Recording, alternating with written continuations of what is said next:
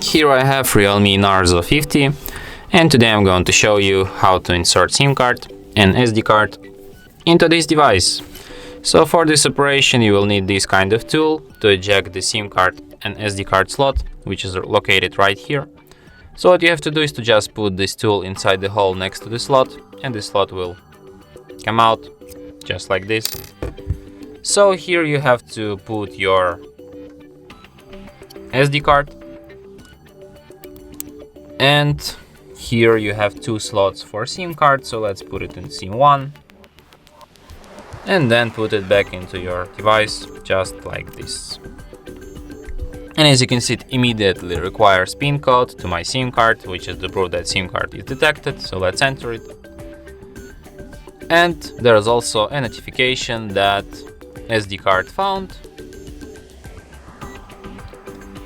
I have to disable the no disturb mode. Okay, so unfortunately there's no notification that SD card found, but I can go to the storage section and show you it myself. And as you can see, now I have SD card section here. And that's it. Thanks for watching. If you find this tutorial useful, don't forget to hit that like button and subscribe to our channel.